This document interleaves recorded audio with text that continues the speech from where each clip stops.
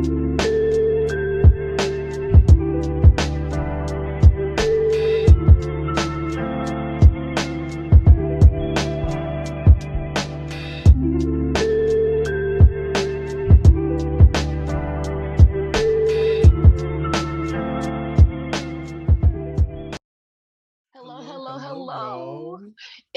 Kaya.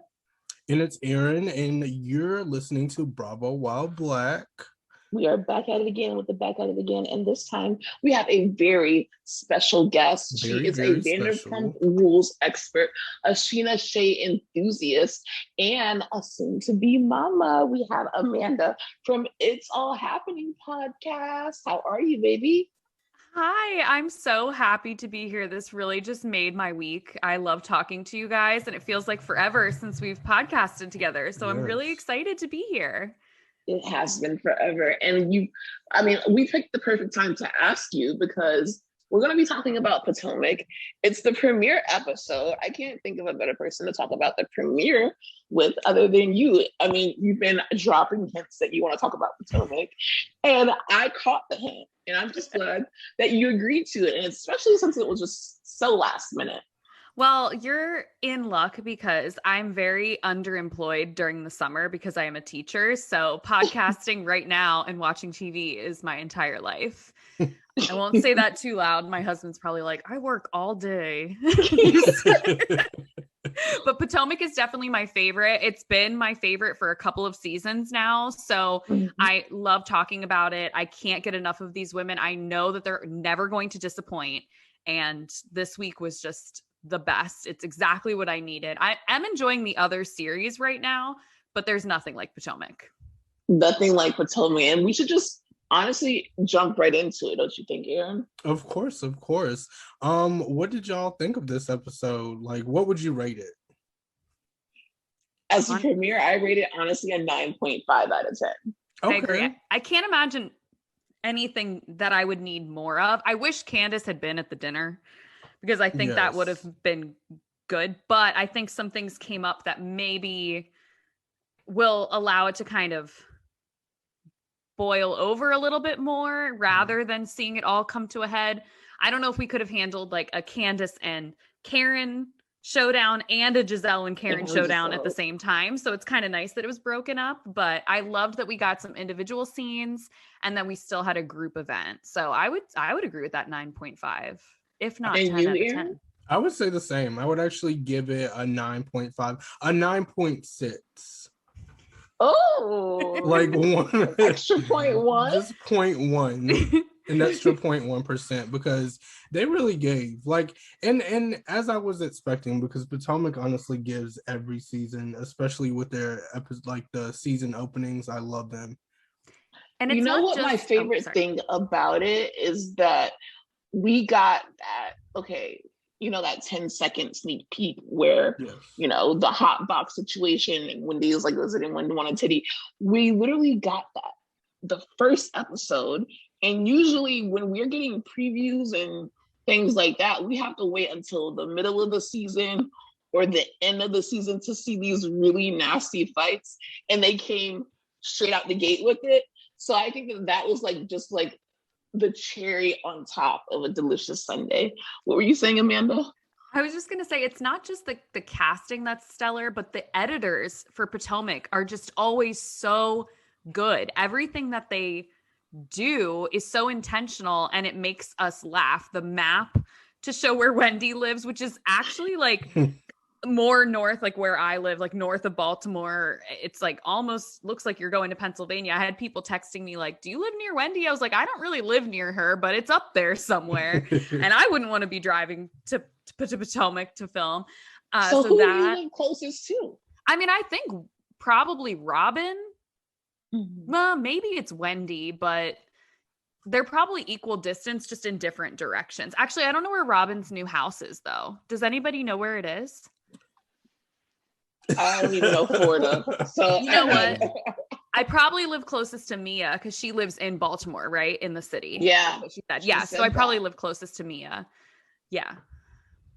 Amazing. So the nude interlude, what a way to open this. I will honestly say that I was confused at first Yeah. But then once, she read the invitation, I guess, and then, they didn't play did they play the song? No, they didn't play the Put Your Hand on My Show. Unfortunately, so if you aren't on like Instagram or TikTok or the internet a lot, you may have missed like the red light challenge or whatever she was referring to, which is just that, people took the time to, put their silhouette in a sexy red light. And I don't think y'all missed that. I'll be honest. I don't think y'all missed that. So and show off the body. And that, I think that was like an amazing like topic or discussion, or it was just an amazing thing to have a party about. Like, I didn't have a baby. I'm not getting married. It's not my birthday. I got a fucking BBL and I got some new titties and we're going to have a party. And I think already that made me like Wendy a lot more than last season, because we're getting to know her. Not just her body, but even her family dynamic. Her and Eddie, she got finer. Eddie got finer. The kids are adorable. We're seeing her fun side a lot. What did you think of Wendy's like invitation, the premise of the party, just her opening the show in general? I thought it was smart of her to have a party instead of having the speculation of like, why does Wendy look so different, and having the whispers behind her back of like, did she not get surgery? And I like that she was open about it. It was a little bit weird that it seemed like she wasn't 100% honest on film about everything she got done, but then she tweeted later that it was actually edited out. So I don't really know how that works. But shady ass editors. It was, she kept being like, and some more tweaks. So I don't know if she had originally said, I did this and this and some tweaks, and they just took out the middle part there. But I was happy that she was so upfront about it, because I feel like it is her decision. Her and her husband discussed like the risks and the benefits, and she wanted to do something that was just for her, especially after having 3 children and coming out of quarantine. Like, good for her. And she looks amazing, and she seems really happy about it. And I think with her, she is a confident woman already. And this just helped boost her confidence. Whereas the dangers of plastic surgery, I think, for some people are when they have body image issues. That's not going to solve your problem. You're already, it's a mental thing. But with her, you can tell she loves the way she looks. She's super happy about it. And I'm happy for her. And I loved the invitation. I thought it was creative. And that was such a big challenge on TikTok at the time. So it's funny to be transformed back to that time when everyone was making those videos. I didn't make one, but I didn't make one either, but I can tell you this much. We watched a lot of them. And when the guys joined in, it was a good old time, honey. It was a good old y'all time. Did that. Y'all really did that. And y'all got so creative. And I think the same thing. I think with Wendy, that was a great invitation. Love that. Love the TikTok trend. However, I did not understand, like, when she turned the lights on and I seen like the thigh high leather boots. I was like, it took you what like the hell is going on? Because I did not think that's what the silhouette was. Like, I just didn't see it. I thought she was actually completely naked. So it caught me off guard for sure. But it was much appreciated. I feel like they always have these like funny invitations where they have to film the women's reactions. That's like the best part. Robin's on her phone like, wait a minute, what is this? And she's like, hold on a second. Like, it's always something funny with them. And, somebody had to top the Grand Dame with the singing invitation from, was that last season or the season before? When it was like, the Grand Dame is back in Potomac. Like last season, and then she showed up as like Beyonce, and like also the freaking the mime invitation is definitely up there for me too. Potomac definitely has amazing ways of like either asking people to go on a trip or asking them to come to a party. So let's just go through everyone's life. Obviously, Wendy's starting storyline is that, she's still doing her thing, but she has got a brand new body. let's go on to the Grand Dame. Now, but we are worried about the Grand Dame and the Black Bill Gates because last season we saw that they will be renewing their vows. And renewing their vows on Bravo is considered a curse. We've seen it way too many times. Mm-hmm. Way too many times. I like the fact that they actually like talked about it. They kind of broke the fourth wall there. They were like, you know, so Raven changed it to something else. And like, it's a cute name. So nice. We had to do it twice, I think. They changed the name. They broke the fourth wall. Do you think that that is going to prevent them from having marital issues that usually comes with getting your vows renewed? So I think the difference between Karen, I think the difference is that they were having problems. Like, there was no secret. Last season, she was like, I don't think he won't say I love you. Like, there's some distance between Ray and I. Like, I don't know what to do. And it was very obvious. And then they decided to renew their vows, kind of like a way to be like, we've talked it out. We saw a life coach. Like, let's move forward. And I feel like I think in this case, it makes sense to renew your vowels. A, B, C, D, E, F, G. I always do that too. Don't even feel bad. Pregnancy brain.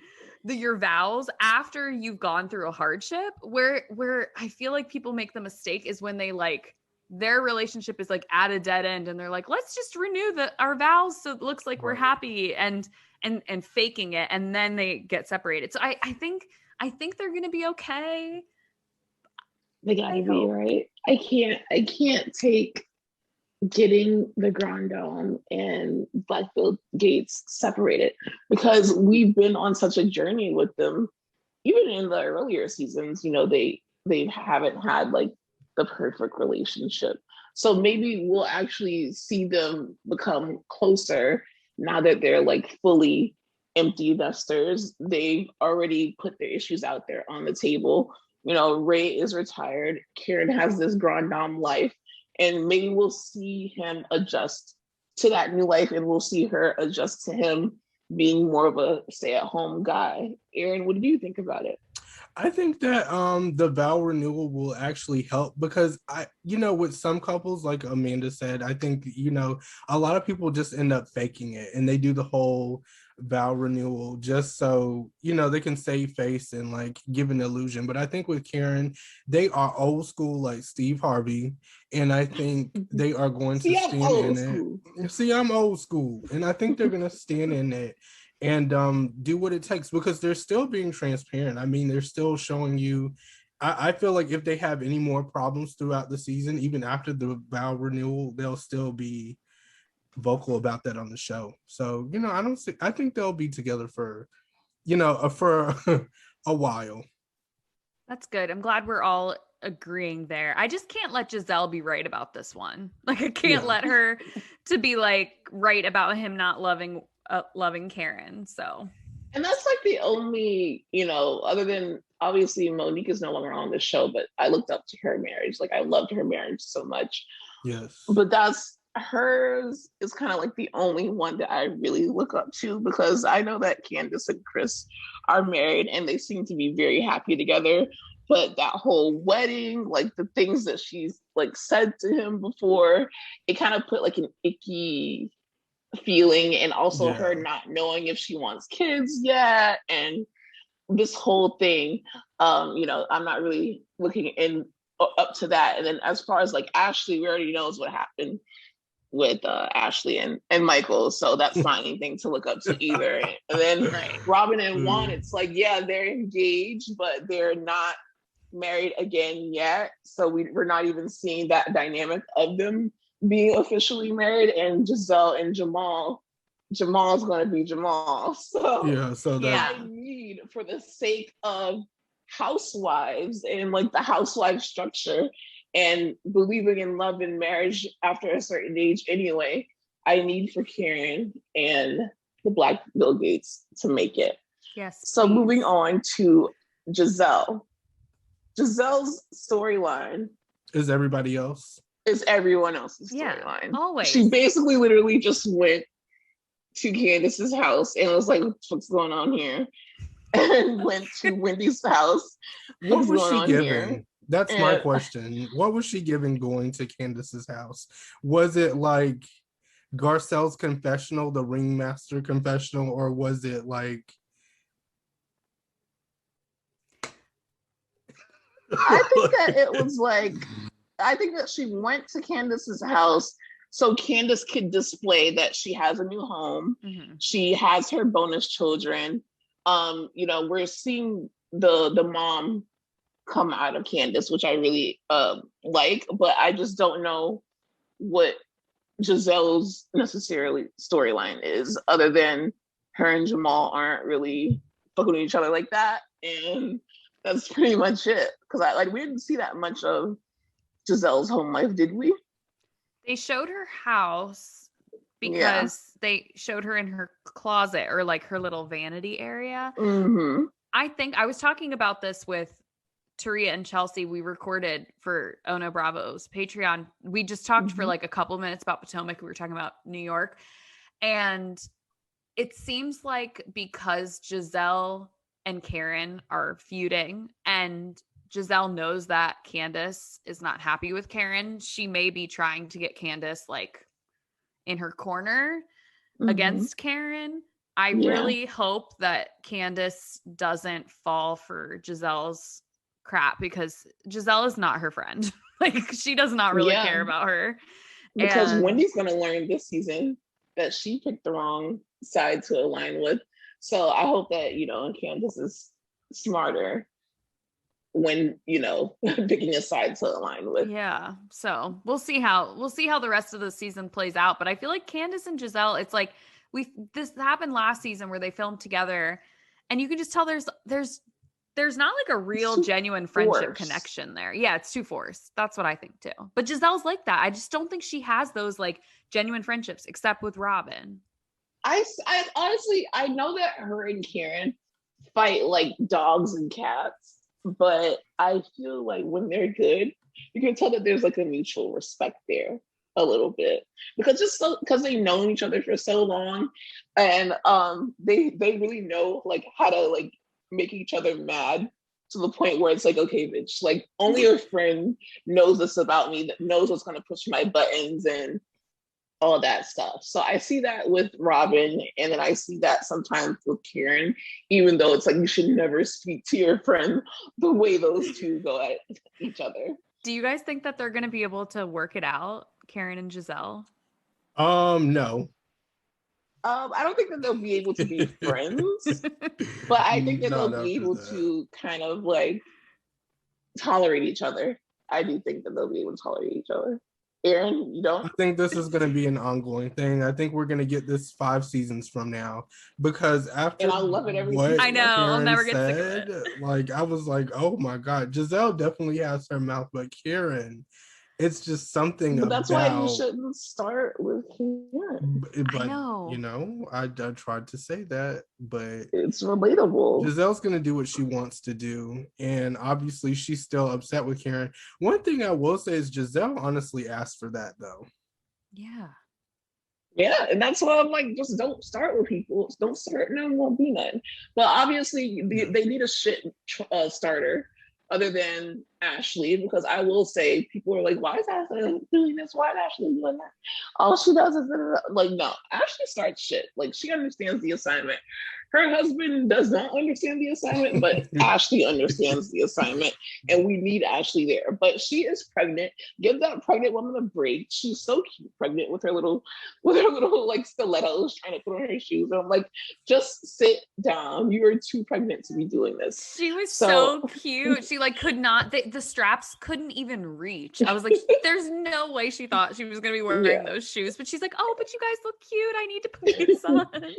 She's so adorable. So speaking of her, go ahead, Aaron. No, I was going to say, I did appreciate that moment where Gizelle helped her with her shoes. I thought that was very cute of Gizelle to do.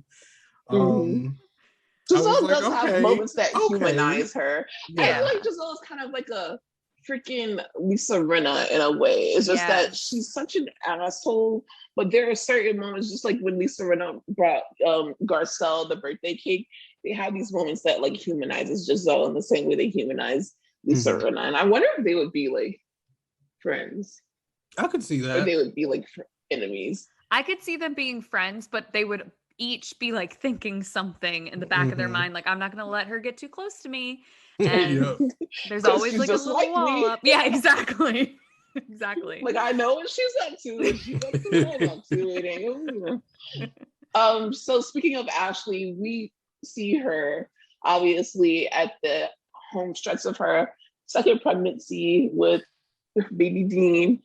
And, you know, she is very open and honest about what happened with Michael last season and the season before that and the season before that and the season before that. And she is also talking about how, you know, they are more aware of each other and trying to work things out and speak on things instead of like brushing them under the rug. So they don't have the same problem. My question to you guys is that, do you think that this will be the first season in Potomac history that we might not have a Michael Darby scandal, or is there absolutely going to be a Michael Darby scandal? Amanda's face right now. Don't call her face out. I want to know what Aaron thinks. I want people to get the idea of what's going on because I actually think this season might be a bit different. I don't think we'll have a scandal, and if we do, I don't think it's going to be shown. I don't think it's going to be shown just because she has so much going on with this pregnancy, and I think I honestly think she's also over this shit. Like, you don't want this to be your storyline every single season, even if your man is doing what Michael is doing. I'm not gonna say it, but like, even if your man is doing what Michael is doing. And we have Mia, we have a whole new person on the show. I just think she's gonna leave it out. I feel like when she was in the confessional talking about how they hadn't had sex in 5 months or something, or 4 months, I can't remember.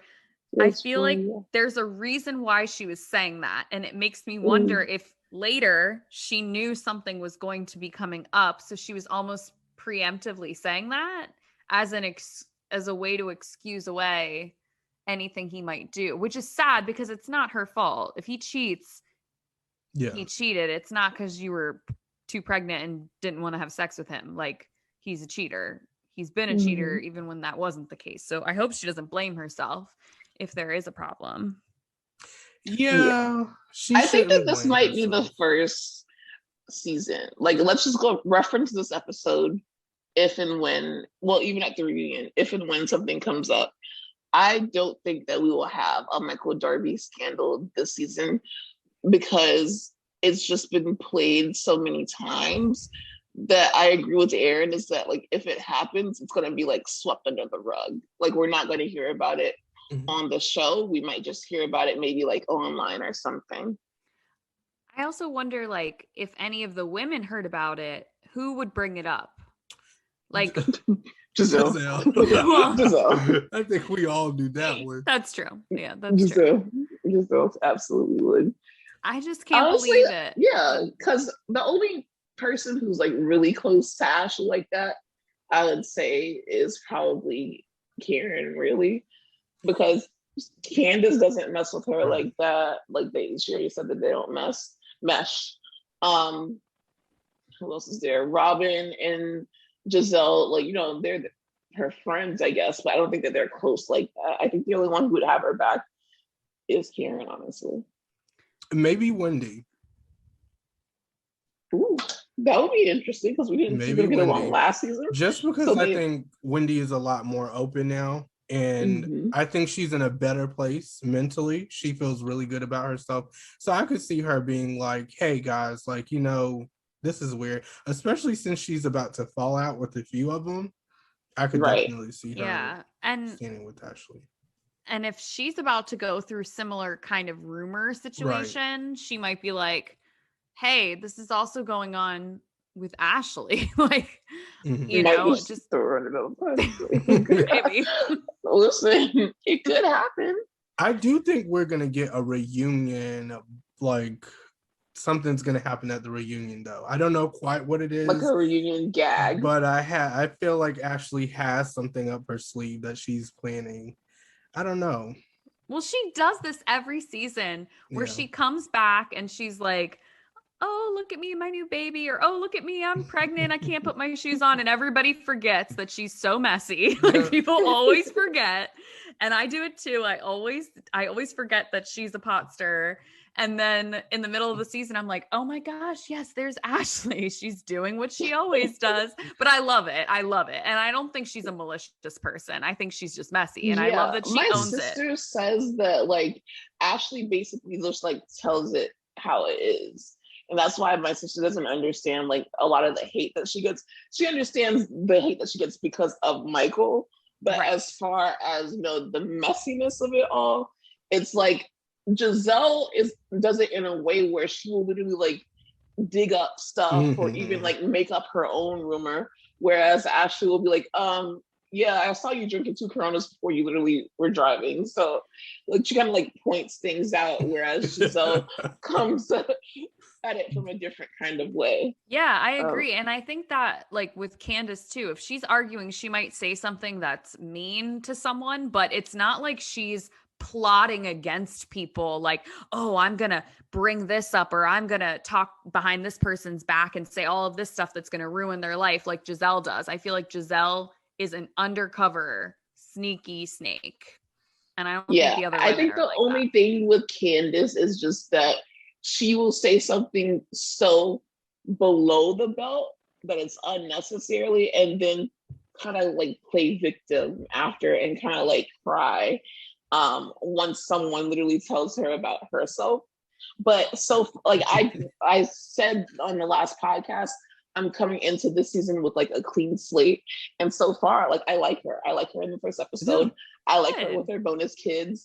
I like that her mom has a room in her house with a life-size picture of her, like a cutout of her. Same. I like seeing that dynamic between them, and I want to not between her and her cutout mom, but just like I like seeing the dynamic between her kids or whatever. I want to see like about her music career. I want to see what's going on with that. Like I can't wait for that. You know, Candace. With Chris being her producer too, not her producer, but her manager, I think. Husbander. It's giving me Rashida and Kirk. Like, it's definitely giving me, like... I can't wait to see that dynamic play out. Right. I really like Chris, and I think he's great for Candace. I think that he's a good balance for her. But working together might be a lot for their relationship. Yeah. So, but he's so like it's sweet. Gonna get heated. I think he's a really nice guy so far from what I've seen. So I hope that they can make it work as a husband and wife manager client relationship going on. So, okay, 2 questions. Since we're talking about that, do we think that he's her husbander for like the show, for like a storyline? Or do we think that like she genuinely thinks that he has what it takes to take her to the next level? I don't know. Storyline. And you know why do you think it's a storyline? Because he's a chef.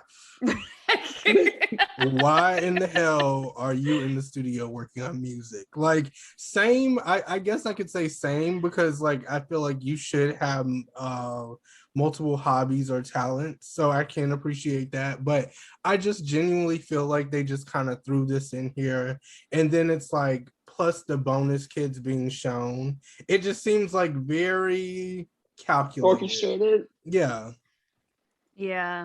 And I'm here for it. Don't get me wrong. I want to make that clear. I'm here for it because it's something that we have not seen. See it. It's just I want to know on Potomac. If it's natural. Like, is she dead ass, or like is this because they wanted to add something to their dynamic, other than the fact that her relationship with her mom, which leads me to the next question: do you really think that Miss Dorothy is not paying a single dime for Candace's home? I have no idea because I don't really know what kind of money she makes from. I don't actually know how much she makes from Bravo, and then also she has a hair company. She has the hair company, and I don't know how much she makes from that. She was in that movie. I don't know. Did you guys watch the movie she was the in? Christmas movie? Yes, it was so cute. And we had a watch party and watched it, and it was like really good. That was really fun to watch. And so obviously she made something from that. And so I don't know. And I also don't know anything about Chris's finances. Right. So they are married. So I'm sure it was, combined effort there. And I mean, maybe Dorothy gave her down payment, but that's not abnormal for people that come from money. Like a lot of people, even like upper middle class, not even like rich, but like upper middle class, their parents will give them money towards a down payment. I could see her mom doing that. And I don't think it takes away from her owning that house. I think that's just getting help from your parents. It's that generational wealth that everyone, we would all be lucky to have that, so. I definitely 100% think that Dorothy is paying something on that house. I don't think that it's just down payment. I think that she is, because that's why she has a room. And not only does she have a room, she has a cardboard cutout of her. So they know, like, hey, this is my motherfucking room. And this is kind of my motherfucking house. And don't you forget it, baby. Because the last house, I think it was sold for around $800K. And this one is around 1.1 mil. So even if they sold the last house and Dorothy gave her the money from the sale, that's like a good chunk of it, regardless. Right. So I think that's definitely it's not all hers. And as far as the Bravo checks are decent, but it's really all in the sponsorships, the side businesses. But she's also in school, and an education is so expensive. That's true. He has all these goddamn kids that it's just right. I don't think that she's making that kind of money to be able to afford a 1.1 mil house. Aaron, what do you think? I would say the same thing. I think that her mom is paying for some of this stuff, whether that's her education, helping her with that, or whether that's helping her pay for the house, hence the cutout that you said in her room, which if I was Candace, I wouldn't have shown that shit. I would have closed the door and I would have been like, yeah, y'all not going in this room, but y'all can see the rest of the house. Because that was kind of like that. You're right. That gave it away. I think if they did not show that, we would have probably fell for it a little bit more and been like, oh, okay, Candace is. Or if it was just the guest room, or even if she's like, oh, my mom's room or the mom's room when she comes and visits, or anyone's mom's room. But it was the cutout. But to have the cardboard cutout there, that's this is my motherfucking house. Welcome to my house. It just screams, welcome to my house. Welcome to it's so funny. Welcome to my house. But there's nothing wrong with that. But it's just that I'm not going to let her lie in my face about it. Right. If I were her, I would not want to have that kind of, to have her mom have that over her. I wouldn't want that for myself. Especially the kind of mom she is. Exactly. So I hope not, only because I want her to be able to be like, no, mom, you can't come visit me. I need to create some space between us. But if her mom is helping to pay for things, then she can't easily. It's hard to even, set those boundaries, just like it was in the old house. Right. So I hope that, you know what, I do think that she's furthering her education and also creating the storyline to maybe establish her place on the show. Maybe she has a whole plan and she's trying to come up and better herself and own her house so she doesn't have to deal with all of this. So I think it's a part of her plan and I respect the process. So she's working on her, I don't even know what degree she is, but she's working on her degree, and then she's also working on her acting chops so she could get more of a role like Candy, on The Shy. Maybe she could get a prime time. Maybe she can get on Queen Sugar or something like that, or something relevant, a recurring role instead of a movie, which that would be awesome for her. I thought she did a good job acting. The movie made me like her better because I was not really a Candace fan before, but seeing her in the movie, I was like, oh, this is cute. And then she made it do what it do. Yeah. For that movie, she made it do what it do. Yeah. It was a Hallmark Christmas movie. So we'll just leave it at that. I agree. Aaron, do you have anything to add? Because it seems like you do. I was thinking about stuff in my head, like, I don't know. I was saying the movie actually made me think, like, maybe is like some of her scenes on the Potomac, is she acting? Is she trying to... Ooh, you think she's that good? I'm not saying that she's bad. I think she did great in the movie. I think she can create, like, for instance, if a party goes left, like we seen, what's that last season or the season before where she pulls out like the table knife and stuff like that. I'm like, could that have been her acting and putting on create a narrative for herself? Yeah, I mean, she's a drama queen. Yeah, she's definitely a drama queen. I can see that. And just knowing how to like react to things, her facial expressions, her, right. I get that. So I think maybe she's like not all that bad in real life. Maybe. Like, because the bonus kids seem to like her. The bonus kids seem to be like running around the damn house and smiling and jumping down the stairs. Well, that's how people say that Kenya is like on the show. She's Kenya, but in real life, she's the one who's calling you. She's the one who's being a genuine friend, which is why I think Kenya gets so sensitive when her friends like, kind of like don't act the way that she thinks that they should act, because in real life, off of the show, she's a good friend. So I definitely understand that. So before we get into Miss Mia, baby, the one that I'm worried about is Robin and Juan, because Robin said something that was like relatable to, I think, maybe 80% of people during the pandemic. Is just that it's hard to get out of bed. There's nowhere to go. There's nothing to do. The kids are like running out around the house. I don't even have kids and I felt that shit. She doesn't want to cook.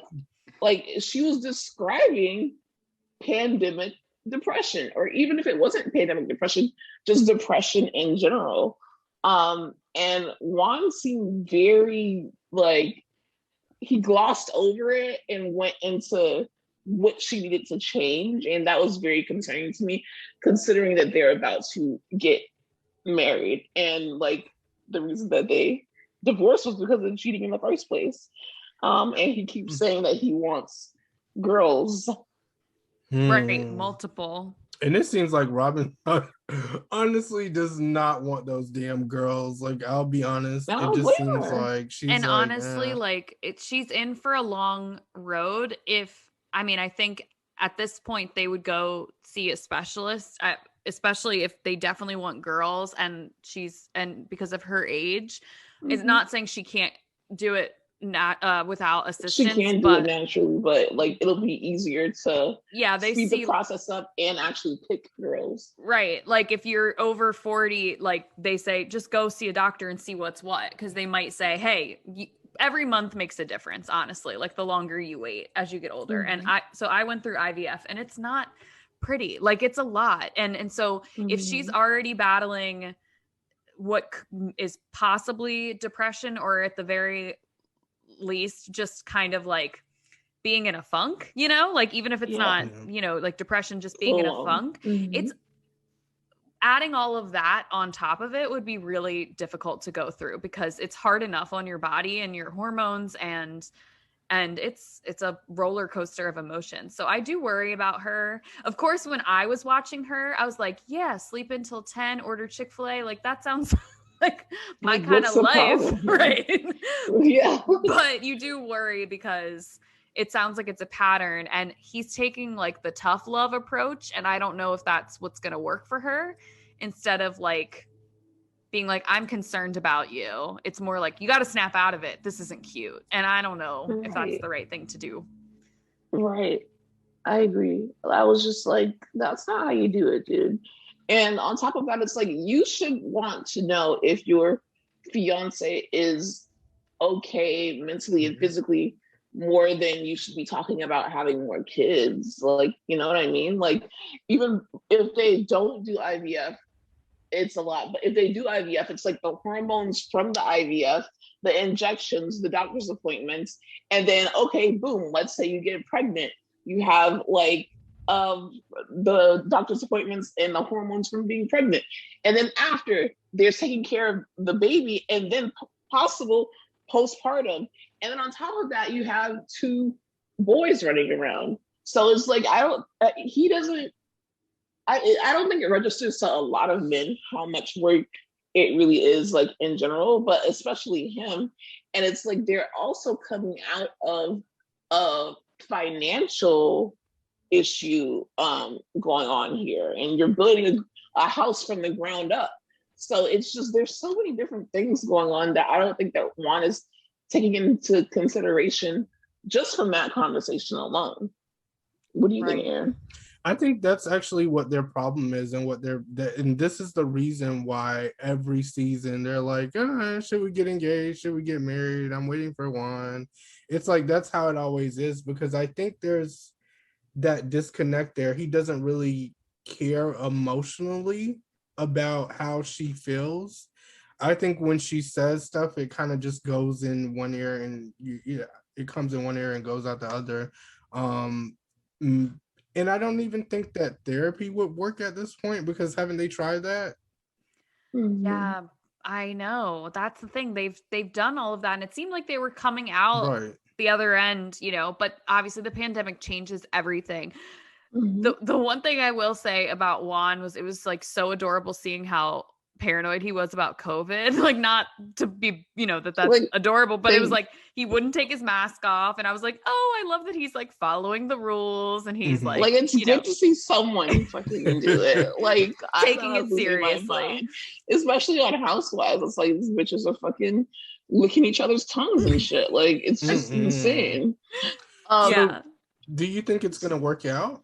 Like, that's my question, is like, do you guys think that they, even if it doesn't work out, but like, do you think that they should go forward with the wedding, knowing what we know now? No. I think if they really want to be married, they won't do a whole thing. They'll just go to the courthouse. They don't have to worry about the money. They don't have to worry about planning if it's too much for Robin. Because they've already been married before. If they really want to be married, just go get yourself married. Don't make a production out of it. And if they did that, I would be like, this is the real deal. But her blaming, like, we don't have the money right now, it's too much planning, we're in the middle of a pandemic, we're putting it off more, it makes me just like unsure if it's all excuses. Like, I just don't know. Yeah. I don't sense the genuine connection. I'll be honest. I don't sense a genuine connection, and it's sad. It's really sad. I think that they're connected in the sense that they have 2 kids together, so they've been around each other for so long, but and also, us as fans, we've been so invested since the first season. Is like, okay, and then last season everyone's like, he finally proposed, because I think now it's the first episode, like the finale was him proposing. The first episode is now him complaining. So that was just like such a harsh transition. It just seemed very forced, as a matter of fact. Even with the proposal, it's like, okay, y'all been asking for this, so I'm gonna give it to you. Hopefully you didn't like the color of friendship dance that Robin was doing? Which was great, by the way. Robin, amazing. But I think it's very much for TV. He just did what he needs to do, and I want to hope that I'm wrong. I want to hope that I'm wrong. I want to hope that it's genuine, and maybe this is just a rough years. Yeah. Couple of years. Yeah. Decade. Jesus. But last season, she said, like, he was like, oh, I've been thinking we need to buy a bigger house. And she's like, no, we need to get married. And then he proposed. And so if she's not pushing for that, I feel like it's not going to happen unless it's something she's pushing for. And I think that's how their whole relationship is honestly going to be. In order for them to, if they were to get married, in order for them to move on, it would have to be like this added pressure. She would have to talk about it. The fans would have to ask about it. And then the producers would be like, okay, bitch, like, what's your storyline now? And honestly, maybe she's doing this because she needs the storyline, because I don't know if Robin can really be single storyline by herself. True. I don't know. Because Robin a lot of people are complaining about her now with Juan. So I'm like, that's kind of scary to me. Because it's like, it's either she's attached to Juan or she's attached to Gizelle. Yeah. But I don't know. I know that when we first met them, she was doing her own thing. Like, I don't know if she was like a party planner or something like that, but she had her own thing going, but it wasn't something that I was like invested in. Because I don't even remember that. Point. And I was very much into Potomac. Justice for Katie. Who is Robin? You know, I think that's a good question. And I feel like maybe this season will explore more of it, especially with her depression. Maybe she'll open up a little bit more, but I would like to know who she is other than Giselle's friend, other than Juan's wife or... Well, maybe this will bring her out of that funk because she's going to be filming with the other women and like going to events and doing stuff. I mean, the pandemic was horrible. Like it was horrible. Yeah. And if you are already someone who's like a homebody and like is fine to sleep all day, which she is, and I am too, like it was hard. And that's why I wanted to start the podcast and do the Instagram because I needed that social interaction. Right. So sometimes this is like you guys are like the only people I talked to today. I literally didn't leave my house. I work from home. So relatable. I went to the doctor and that was literally it. So thanks for talking to me, guys. Same here. I love this. So yeah, I'm worried about Robin and Juan, but I know that in every group we need like a Cynthia, we need a Kyle Richards, we need a Meredith. So I think that she is that of Potomac, but you can't get too boring now. Yeah. You can't get too boring. So now the grand finale is obviously the fight between Karen and Gizelle. But before we talk about that, Mia, how do we like her? Aaron, what do you think? I like Mia. At first, I was like, it's a lot, but I'm like, it's a lot in a good way. I was very impressed. I was very happy. And it's so cool that she was so open and honest about how many surgeries she got. I thought that was really cool. I actually expected her and Wendy to get into a little scuffle, like when that happened, because it just seemed like Wendy was like, what surgeries did you get? Because I know you got like you had a lot. She was like fucking out of nowhere too. And that's what I'm like. It was the old Wendy coming out for like 0.5 seconds. And then she was so he reeled it in and she was like, oh, I was just asking, it's not really a big deal. Because she was honest about it. Yeah. And she didn't So that was weird to me. Just like last season when she like snapped on Ashley, like it gave me that same vibe, but except Mia didn't do anything but asked her what she got done. And I guess because we didn't see her say the BBL in addition to it, maybe that's why she was like annoyed. Maybe Mia kept asking her. Maybe there was something off camera that we didn't see. But also, like, it looks like Wendy got something done to her face, too. So maybe Mia was like, what did you get done to your face? Because Mia was also talking about how she got Botox, fillers, and all this stuff done, too. And Wendy seemed a little bit less open about that, but she was open about her tatas, and apparently she said she was open about her BBL, but she still hasn't answered if she got anything done to her face. And maybe that's what she meant about tweaks, because maybe that's what I'm thinking. Maybe she did. And like Botox, fillers, those things, yes, they do change your appearance, but they're temporary and I wouldn't consider those plastic surgery. And so and a lot of people are dishonest about those kinds of things. Not that it's right, but it's just, I can see her being like, yeah, I'll admit that I got implants. It's pretty obvious. But if she's going to start getting like Botox or fillers, it's not really changing your face that much unless you go overboard. I was happy with Mia. I don't know if I'm going to like her as a person yet, because we don't know her yet, but I like her. Just from the introduction. And I like her in the cast. Like, I think she's the kind of energy that we need. I think she's going to be like entertaining, funny, and she seems to be in the mix. She's not just like an observer. So I think that'll be good. I think she can handle the group. Yeah. Mm-hmm. Do you think I think she that she'll knows be Karen able to stand. for real? Like, do you think she's really Karen's friend? Not at No, all. that's just like a Not thing. Okay. Yeah, it's just a setup, like the portrait situation. I also want to say I did not like how the ladies associated her surgery with her clit. I think she said with like her being a hoe. Yeah, I didn't like that either. That. I thought that was very like shaming, such old archaic and old fashioned.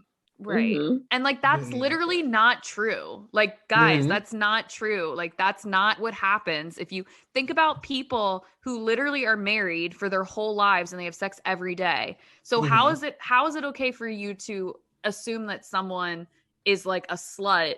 How can you be more of a slut than a married person who has sex multiple times a day or every day with their husband? Like, but nobody would say that about a married woman. Like they're talking about her having like lots of partners. A married woman. She is a married woman now. Doesn't make any sense. But I think they're like alluding to her having like before she settled down, she was a hoe. Right, she was a hoe. And it's like you like that literally doesn't make sense. So I agree with you. I didn't like that. And also like if she is a mom, like she's given birth, right? Like that.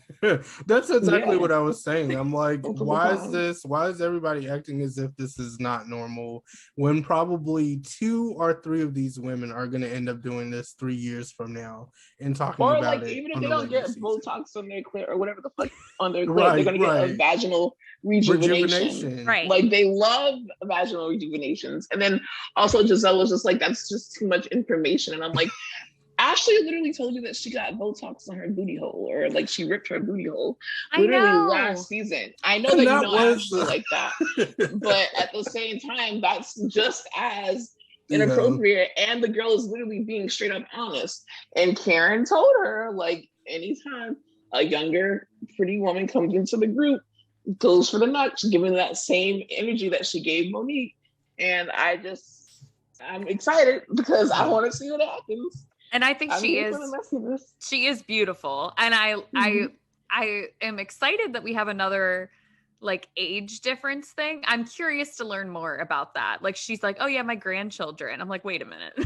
Casually, she was like her grandchildren. I'm like, and Robin is like, your son, your 12-year-old had a child. And then when she was doing the calculating, they're like, wait, you're 30?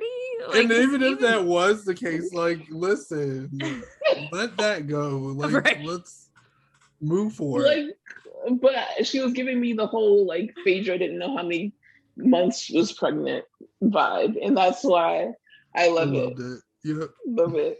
Okay, so Wendy Williams does not believe that Mia is 36. No, I don't either. She's 45. I was just about to say, do you think that she's 36? You already answered it, Amanda. How old do you think she is? Maybe 40, maybe 41. I wouldn't say 45. Yeah, I don't think. I think she's maybe like 40, 41. Yeah. Which I don't understand why she would even lie about that, because she looks gorgeous.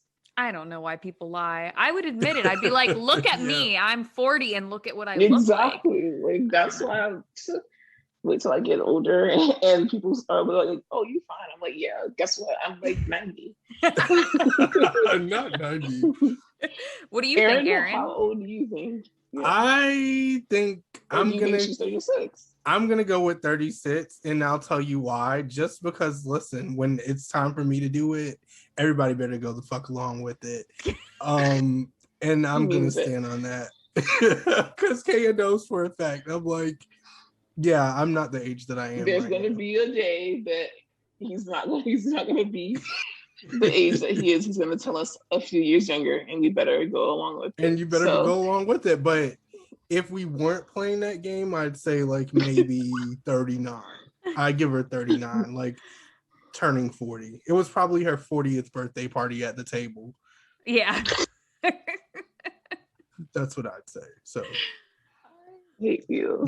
So then obviously the last 4 minutes was the best 4 minutes of the entire episode. It was a supersized premiere, by the way.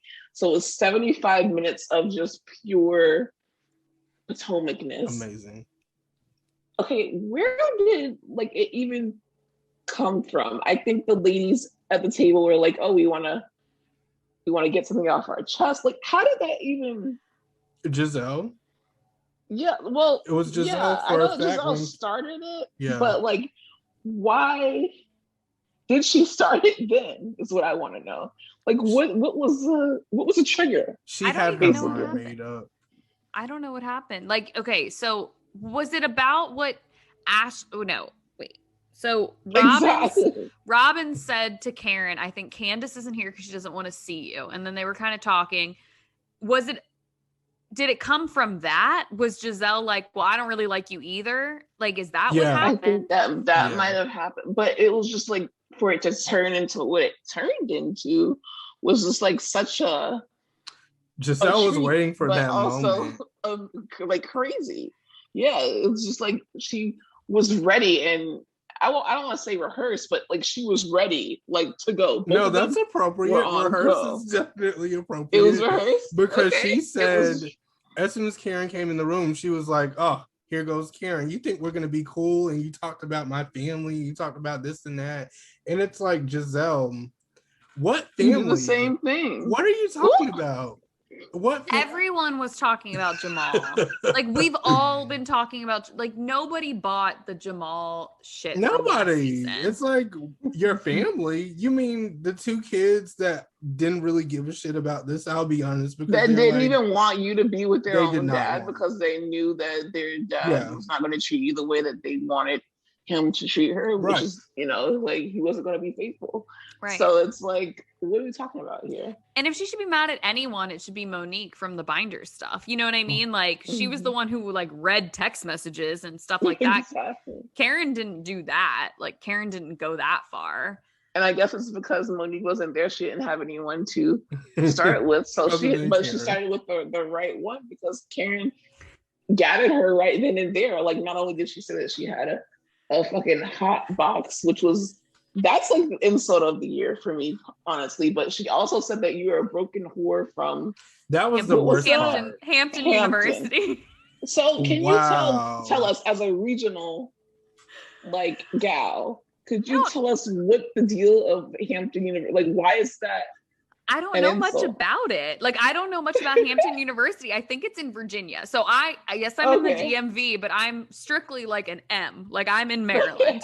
And so I don't know much about Virginia. I do know Great Falls, where Karen like lived for a while, is extremely wealthy. So when they showed that, and I was like, wow, I mean, that is very, very expensive area. That's like a place I would go drive around just to like look at the houses. But I don't know much about Hampton University. So I'm like, is it a bad school? Or was she just saying it like, you're a whore from Hampton University? That literally like hurt my feelings because it cut so deep. And I'm like, I want to know what is going on at Hampton University that you shouldn't be going there. I mean, it says, I just Googled Hampton University. It says what GPA is required, 3.68. I mean, that's not a bad GPA. It's not the school. It was what like came with it. It's not the school. It's not Hampton University at all. It's Gizelle. Okay. It does say a reputation at Hampton. It says it's a top historically Black university in the world. Like, it's one of the top. So I guess it's not an insult about Hampton. It's just funny. It's just making it even more like confusing because it seems like an amazing school. Because she's broken. You're a broken whore from Hampton University. And I'm just like, damn. She's broken. Damn. You're at a university and you're broken and you're a whore on top of that.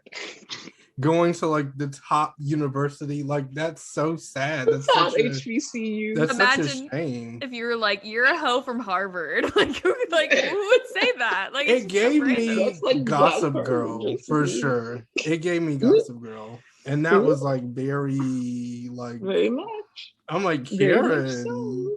I just love it because Karen just comes out with this stuff that just makes me laugh. Like, she is so funny. I know I have a problem where I just want to protect Karen at all costs. Like, even if she's wrong, for some reason, I have this like soft spot for Karen. But it's also, I don't like that Gizelle is always making fun of Karen's age when she's like 5 years older than her. She's not, She's not that much. Giselle's not that much younger. What the hell are you even talking about here?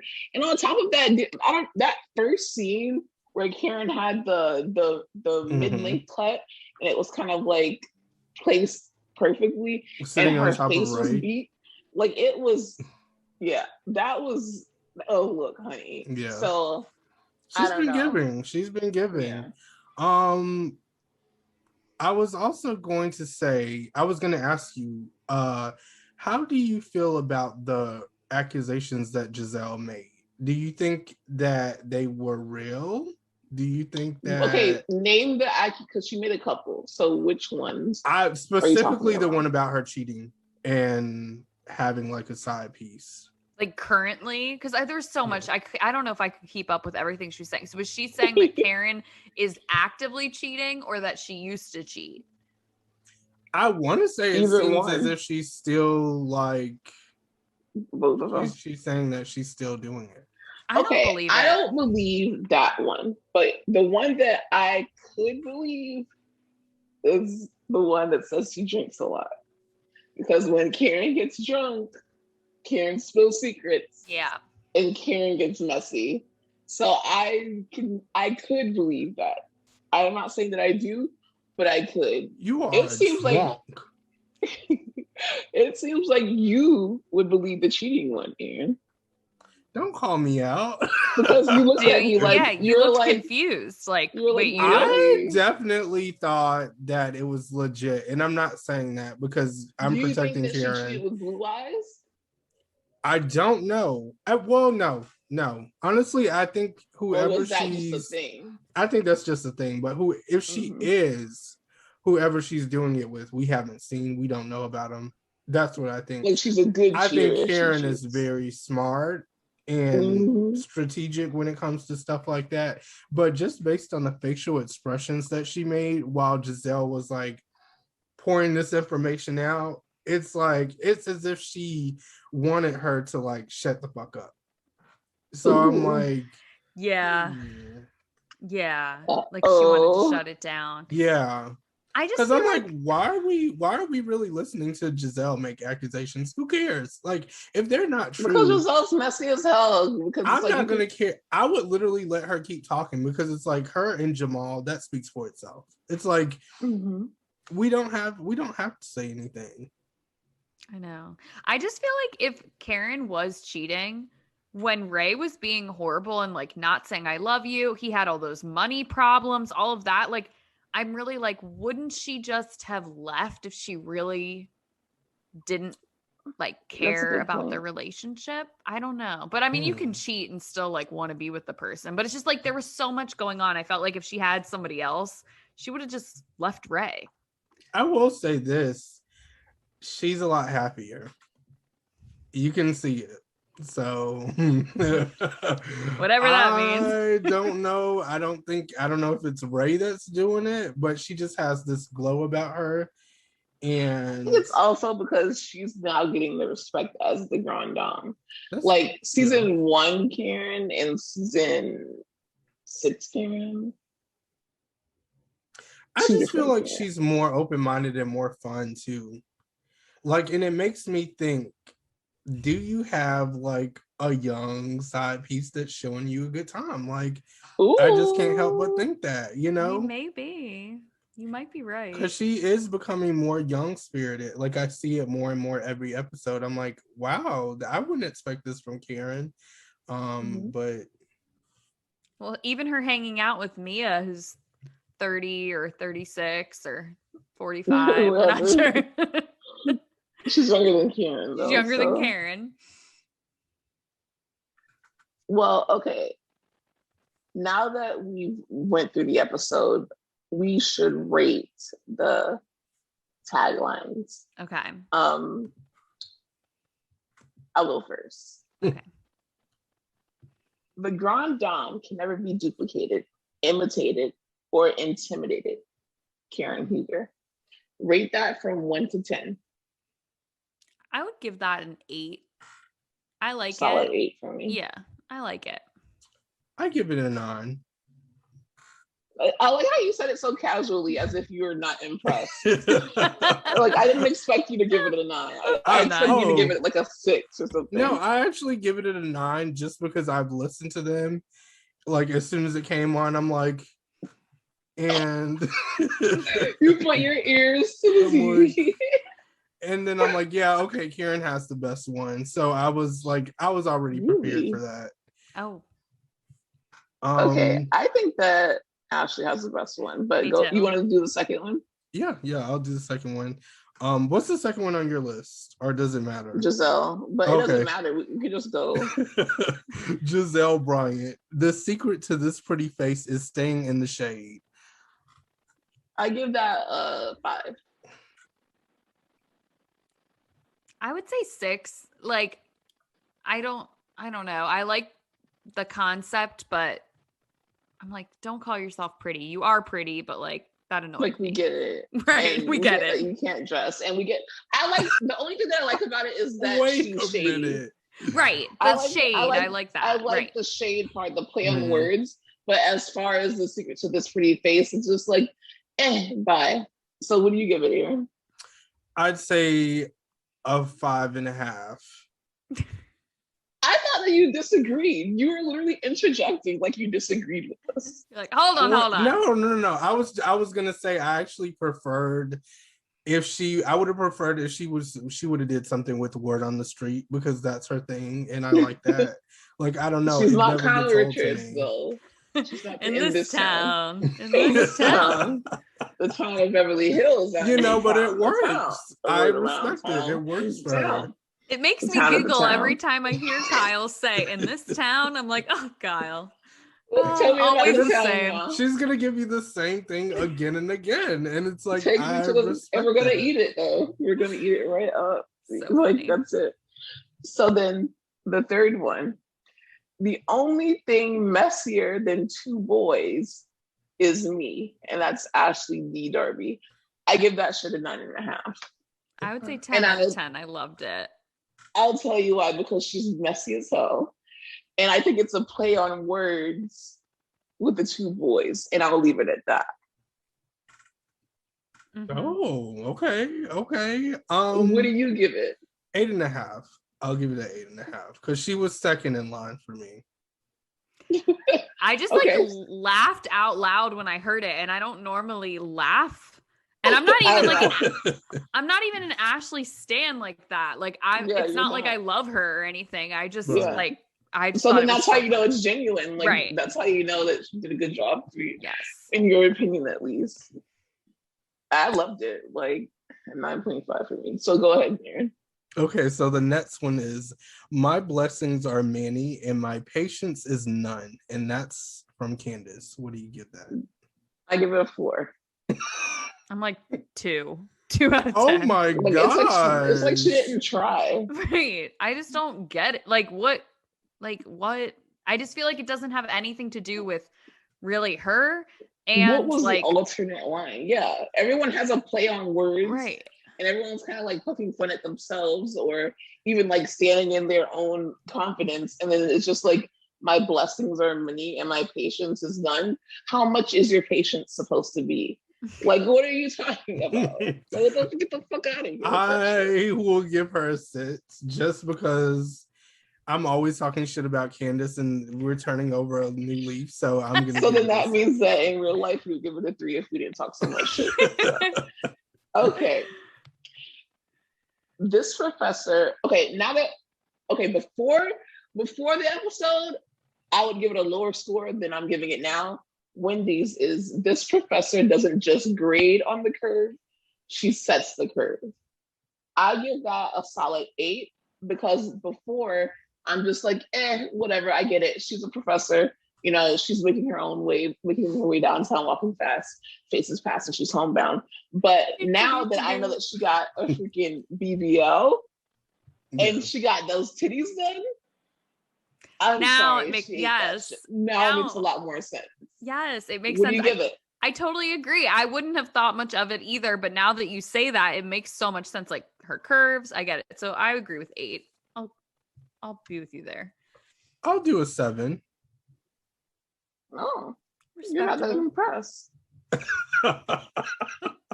It's a 7 isn't horrible. That's like, it's not. I'm just saying, you're not that impressed. I'm not a whole lot impressed. Okay, go ahead. It's a passing score. One, I guess. We have 2 more. Okay, yes. I may keep you waiting, but trust me, I'm worth it. And that's Robin. Can I go first and say I'll give that a 3?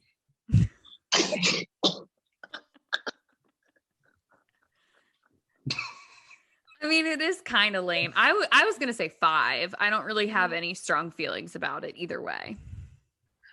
I think that before the premiere, again, I would have actually given this one a higher one.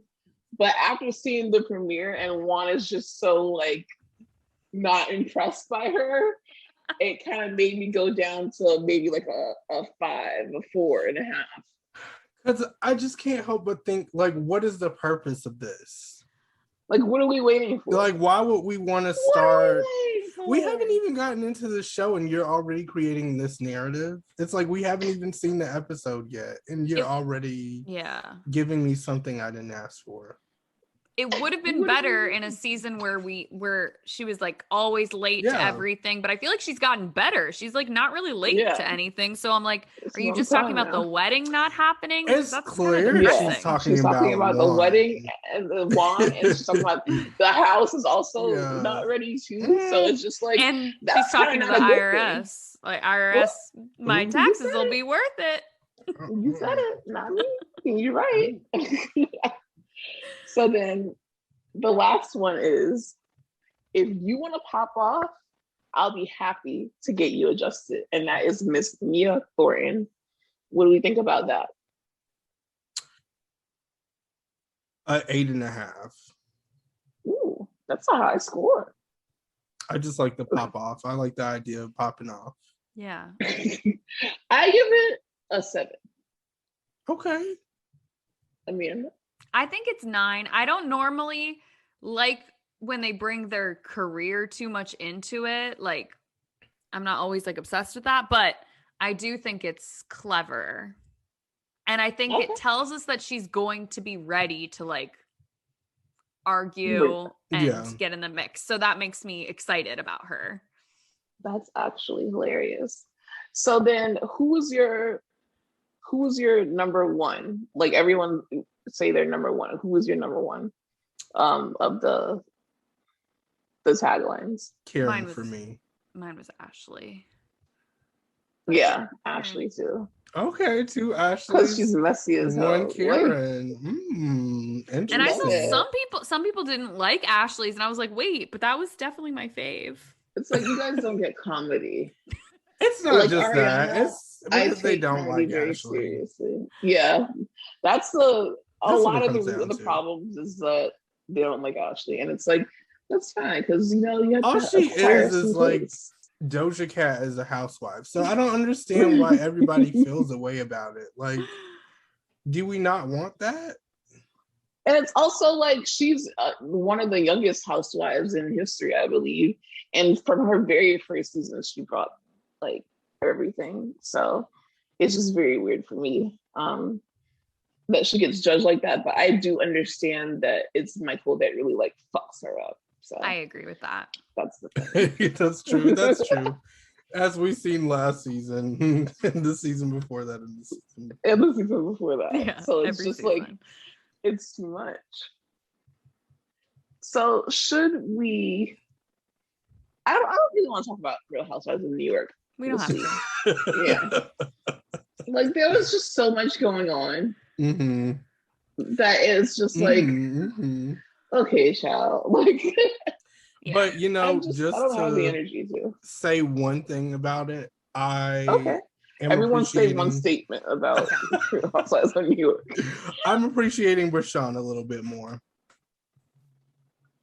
That's all I'll say on that. That's all I gotta say. Okay. I enjoyed this week's episode. I'm actually liking this season. I don't have an issue with the season, really. I do wish there were more cast members. I do think that having 5 is difficult, and I think that if they had more friends of or just more people, it would be better. But Bershawn was like hilarious in the last episode. Just like the whole like downward spiral was funny and entertaining to me. Yeah, I'm liking this season. I have a lot of thoughts and feelings, but it would be like too much to get into it. I just don't understand everyone's problem. It's especially with this last episode. I enjoyed the episode, but then I went online and all of a sudden is Ramona's fired and the show may not go on and the reunion's canceled. And I'm like, well, what the fuck? Like, that was a classic Roni spiral meltdown crazy episode. Like, that's what we get from Roni. Yeah. I just want to know, what are you doing here without Dorinda? And that's my only question statement. And that's Roni for you. So we move on to Beverly Hills. Okay, so Crystal and Sutton, I understand that sometimes Sutton seems to be a mean girl to some people. I can understand it, even though I don't agree with it. I can see how they see that. But at the same time, it's like, she's not the one who did something wrong. She's not the one who keeps bringing things back up. And she's not the one who Sutton should have a problem with, because it's Kyle and Kathy who's calling her Thomasina. And even after they settled everything, Sutton made a joke about it, saying, oh, make sure you lock your door. And it's like, you literally wanted them to shut the fuck up about what happened, but you are now making a joke about it. Right. So I think that was very hypocritical. It was weird. I don't know why they wanted Crystal to apologize to Sutton and put her in the victim's shoes, because she is not the victim. And last week I was telling people that didn't like Crystal, it was literally Crystal's presence that bothered Sutton, and people were like, oh no, it wasn't. Crystal's just so smug. No, she did this, she did that. And Sutton, from her mouth, literally said, it's just her presence that bothers me. And that was like the most mind-boggling, crazy thing that I've ever heard. And it should have got people immediately to Team Crystal, because she said it. She said it. It's just her presence that bothers me. That was fucking crazy. What did you guys think about this whole thing going on this week? You think it's settled? Do you think it's going to come up again? Whose team are you on? Or what's going on? What do you think? Well, I'm like absolutely on Team Crystal all the way. Like, Sutton is driving me up a wall. Like, I'm just so sick of her whining and crying and complaining when it's all because of her actions. That's the thing. Like, she wants Crystal to apologize, and Crystal's not willing to apologize because Crystal didn't do anything that she wants to take back. Like, Sutton wants Crystal to change her words, but Crystal stands firm and strong in her belief that she used the correct terminology, and I agree with that. And she's tried to explain it so many times, but but Sutton and the other women really aren't listening. And I was starting to see a little bit, it seemed like, of a turn where people were like, Sutton, what else do you want from her? Like, what can she do? And Sutton's like, well, she can't do anything. And they're like, okay, well then you gotta get over it. Right. You've got to get over it. If you don't want anything from her and you don't need anything from her, then you've got to get over it. And I mean, I was happy about the ugly leather pants comment because it was funny. I don't agree that they were ugly though. I actually like those leather pants, but it was a funny moment.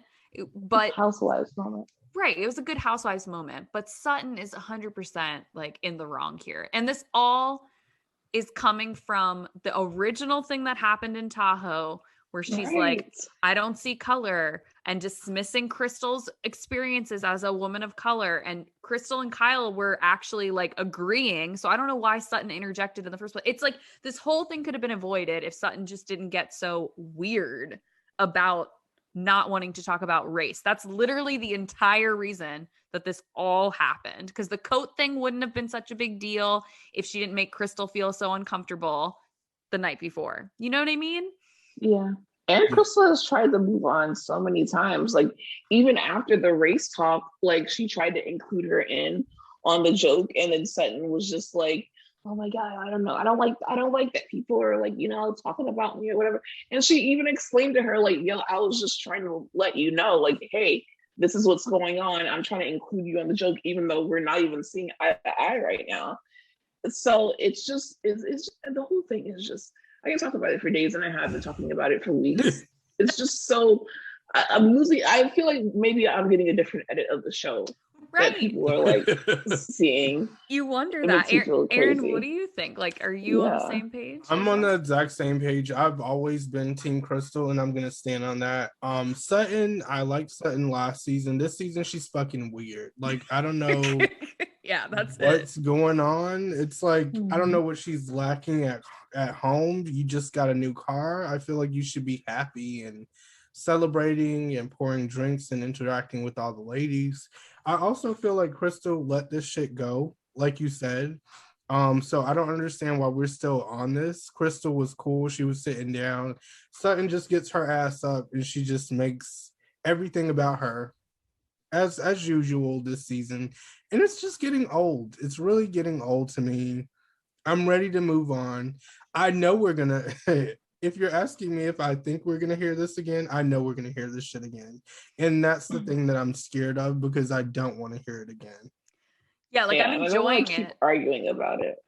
Yeah, I'm enjoying this season. I've been enjoying the feud so far, but at some point it has to move on before it gets stale. And so hopefully some more stuff will happen. And now we're starting to see more going on with Erica, and that's like obviously like very fascinating. So that brings another level. But did you guys see that Garcelle posted a comment somewhere that was like, and I still haven't gotten a present from Sutton from my birthday. Period.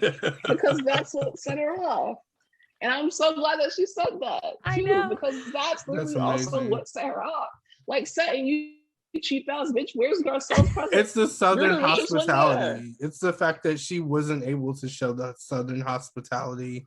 And she failed. So she better thank the Southern hospitality gods. The fact that Harry Hamlin cooked an entire like Olive Garden dinner, and Sutton didn't even bring a present to her friends, and she's like one of the closest people outside of the group, with Garcelle to the party. Like, she was so focused on making it about herself that she forgot the gift.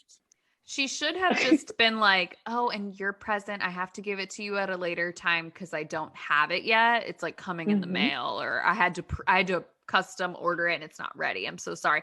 That would have been completely saving face. But instead, she decided to melt down, make it about Crystal again when it and really made herself look like an asshole even more. Yeah, and people that are saying Crystal's smug or Crystal, I'm like, no, she was literally just having fun with everybody else at the dinner, minding her own business. That's not smug. She was laughing and smiling at Garcelle opening her birthday presents. Like, what? Literally. And that's why it's crazy is that Sutton was like, no, it's literally just her presence. Like, she didn't do anything. It's always literally simply her existing. And like, even though, I don't think that Sutton is racist, like, in that way. Like, that's how I feel about like racist white people. It's just that it doesn't matter what people of color do, as long as you literally like simply exist. It's just their existence that racist white people are like, oh my God, like, why are you existing right now? She's not racist. It's like crazy. She is just very I think self-centered. And she's inconsiderate. She doesn't like, I don't think she's taking or acknowledging how Crystal truly feels, because she's so worried about her image and how it makes her look. Right. It just reminds me of like, okay, like a lot of times on Bravo, what happens is someone does something that hurts somebody else, and then some words are said to describe that behavior, and everyone's like, oh, you should really watch the language you're using, because those accusations can be very damaging. Like, I'm thinking of like the image. Right, to the image. Like on Salt Lake City, when people were, when Jen had brought up like issues with racism, and people were like, you really need to be careful because those kinds of accusations are very damaging. And it's like, What about the actual person that's on the receiving end of those things? Right. Like that's the damaging part. And I feel like that happens a lot on Bravo. Same thing happened with Billy Lee. I was thinking about this the other day because I don't know which account. I wish I could credit them, but they were posting about that one reunion where Billy was like, I was really hurt when I was left out of girls' night. And everybody was so fixated on being like, you like calling me transphobic. Right. You like tweets that said transphobic. Do you know how damaging it is to say that about someone? And she's like,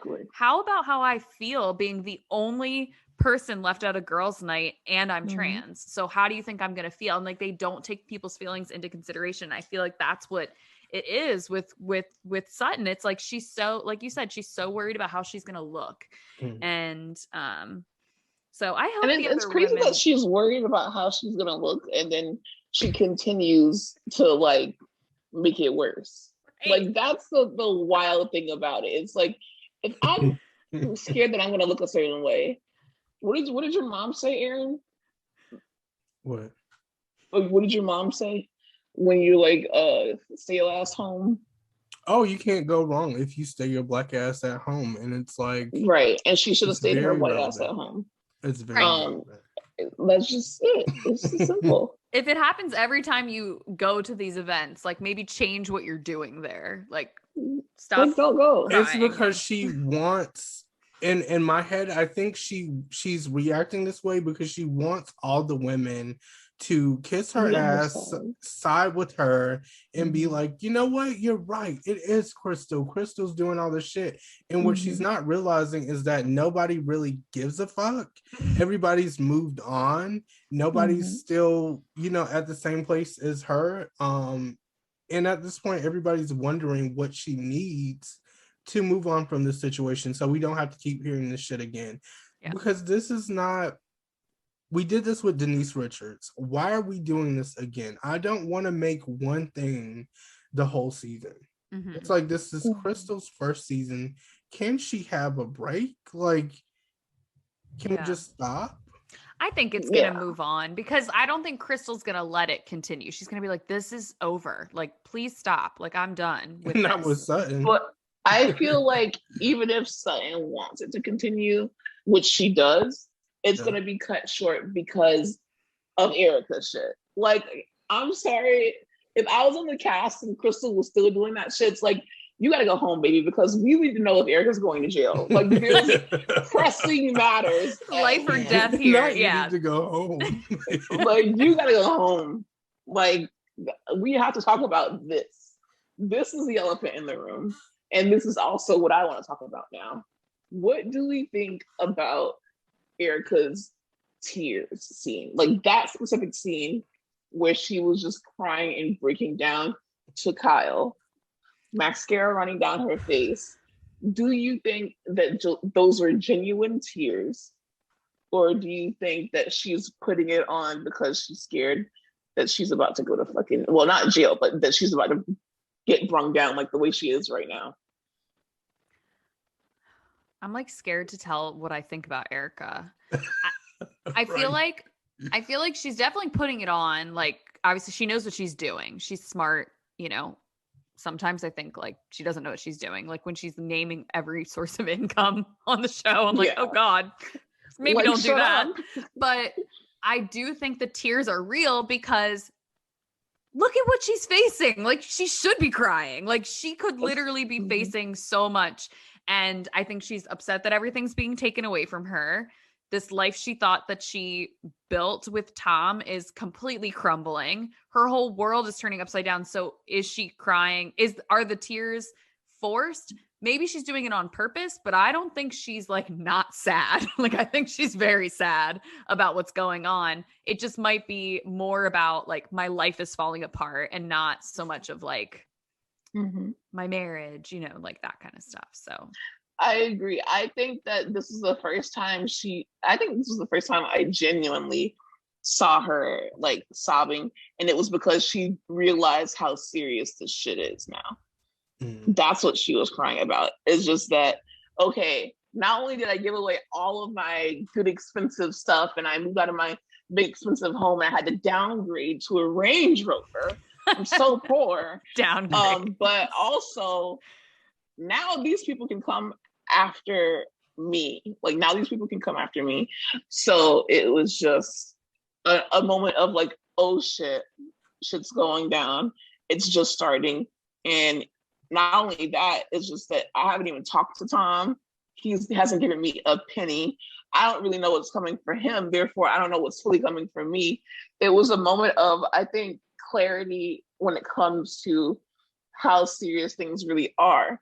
But then at the same time, when I say that and I go on Twitter and she's posting gifts like the ice cream can take it and, just posting like she just doesn't give a fuck. That's where it gets really murky, where it's like, okay, maybe she doesn't give a fuck. And like, not only, I don't think there's a question, did she know or not? I think she knew. I don't think that I don't think she was like an active part of it, obviously. But I think she knew what was going on. She knew something wasn't kosher. She took the money for Tom. She took the money for herself. But the way that she's acting is just very bizarre to me, because even if I wanted to feel bad for her as I'm watching the show, her actions in real time of her like telling people to kiss her ass, about how she has so many things to say, but she can't say them, about how the ice cream can take it. Like her actions are making me not be able to feel sorry for her, even if I wanted to start to do that. If she would simply get the right PR to only post stuff that like she's making money from, like, I don't know, fucking ads or something, sure. But no, she's actually on there talking her shit. So it's like, okay, you're not sorry. Even if you didn't have anything to do with it, which you want people to believe you didn't have anything to do with it, you're still not sorry though. Because even if I didn't have anything to do with what my husband did and I genuinely didn't know, I would feel horrible finding out that my husband did all this shit. Yeah, there's victims. And I would not be online acting like that. So it's just weird to me. Yeah, I agree. I feel the same way. I kind of think that her tears, I feel like she's definitely making up for Roxy Hart being canceled with these tears. But I agree with you, Kaya. I think that, shit all hit her. It's hitting her all at once as she films these scenes and as she has to talk about it, because she's talking about it, but she's not really talking about it. And she's been holding this in for a while. It's so many things happening behind the scenes, like literally while she's filming. So I think she realizes that she's in deep shit. I definitely think she knew about it, which is what I've said on the previous podcast. But only time can tell, where this is going to go and how far it's going to go, how much trouble she's going to get into. Yeah, I think people like are forgetting that things are different for her than they were for Teresa, because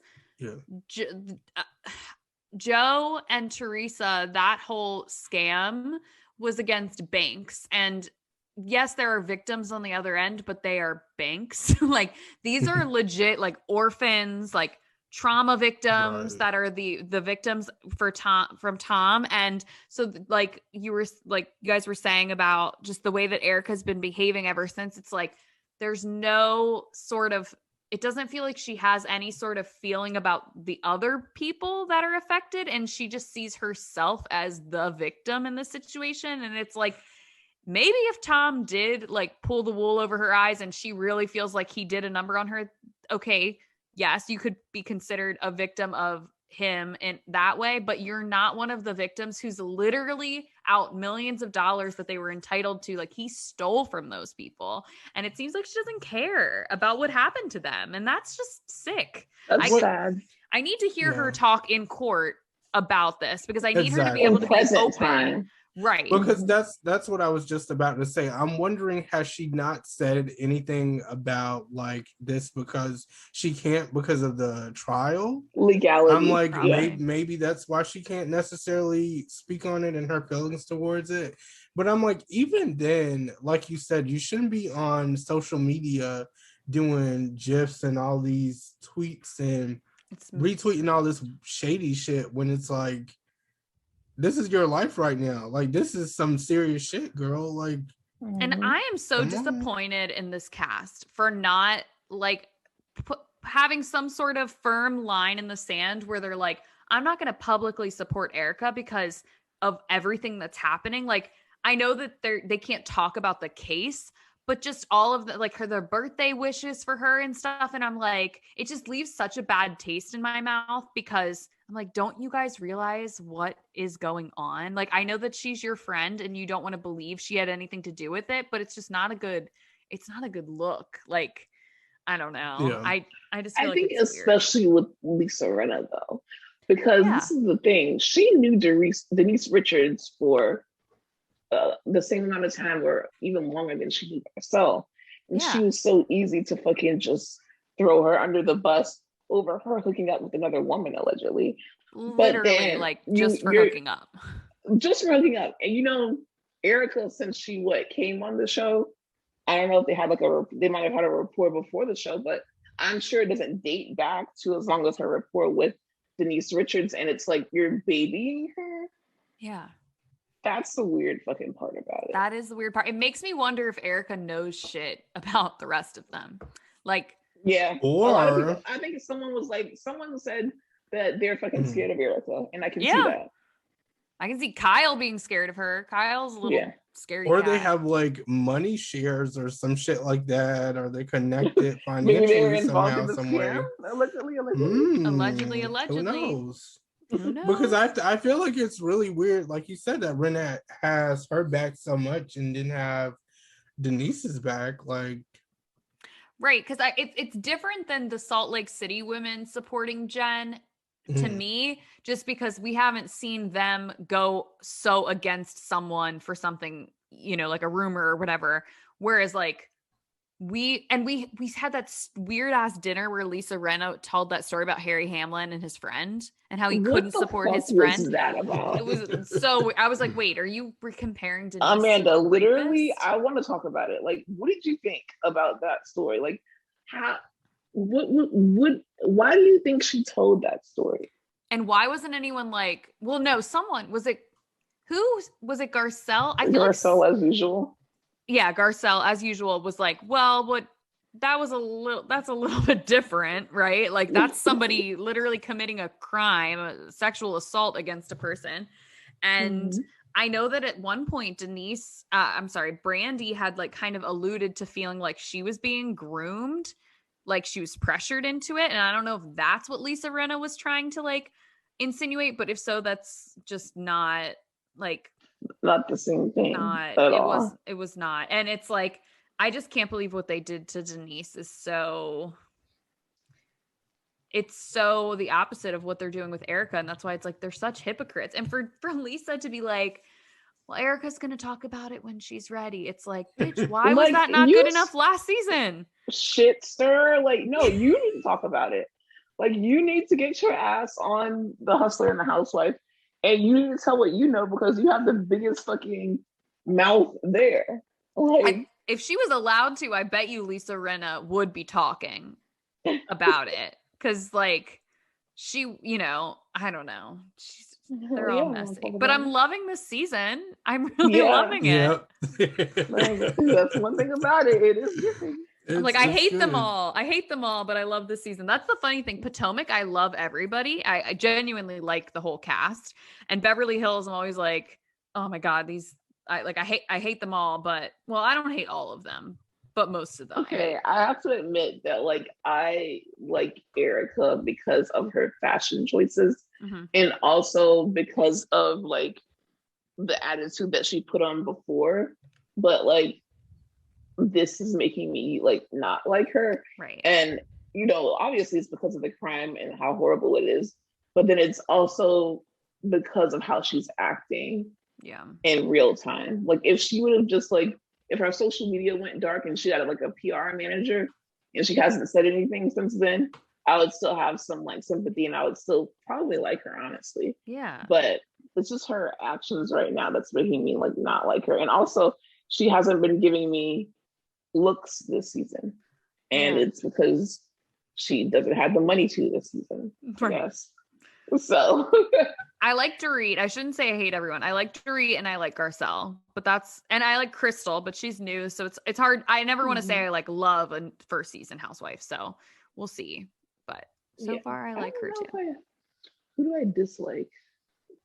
Sutton. I don't think that I dislike Sutton. It's just that, like, I want her to shut up. Is that weird? That's fair. No, that's not weird at all. Yeah, like I just want her to shut up and we'll be all right. Because I still like to think about her last season where she told Teddy, she was like, I thought you were going to be boring. Yeah. And like that was iconic to me. But then this season you turn around and she's the one who's crying. And it's like, okay, now you're being an asshole. Yeah. She's just weird. But that's Beverly Hills, baby. And I can't wait because now we're going to get into the parts where Erica is going to accuse or at least allude to Tom cheating on her with another woman in the upcoming episodes. And also there's something confusing about, like, some people are saying that Tom is like sharp as a knife while she's saying he's mentally he's mentally like, you know, like not there anymore.